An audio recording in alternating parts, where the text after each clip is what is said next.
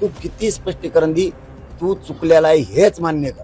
तुला आणखीन बी बावनकुळ्या सांगतो, तू संपून जाशील, तुझ्यामुळे सगळा पक्ष संपल. आणखीन हातातून गेलं नाही, तू मराठ्याच्या अंगावर घेऊ नको. तू चूक केली हे मान्य कर. मला असं वाटतं की पहिल्यांदा तर कुठल्याही मंत्र्याकडे कोणाचीही तक्रार आली तर मंत्र्यावर संविधानाने टाकलेली जबाबदारी आहे की त्याची चौकशी करायला ती पाठवली पाहिजे. त्याप्रमाणे आलेली प्रत्येक निवेदन हे त्या विभागाला पाठवलं जातं.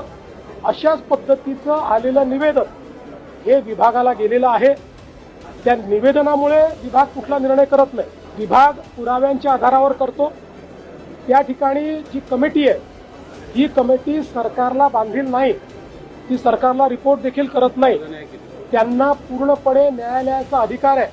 त्या अधिकारात त्यांनी घेतलेला निर्णय, त्या निर्णयापासून कोणी जर दुःखी झालं असेल तर मागच्याच महिन्यात आपलं जे सेशन झालं त्या अधिवेशनामध्ये आपण ॲपिलेट ऑथॉरिटी तयार केलेली आहे. ते ॲपिलेट ऑथॉरिटीकडे जाऊ शकतात.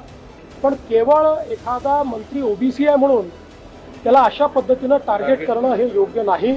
हे महाराष्ट्राला शोभणारं नाही, हे कोणालाही आवडणार नाही. आणि माझं तरी मत आहे की बावनकुळेंनी कुठलंही इंटेन्शनल या ठिकाणी याचं रद्द करा, याला द्या असं केले नाही. मंत्री म्हणून जे कर्तव्य होतं ते केलेलं आहे, त्याच्या पलीकडे त्यांनी काही केलं नाही. त्यामुळे मला असं वाटतं की अशा पद्धतीनं त्यांना कॉर्नर करणं हे काही योग्य नाही.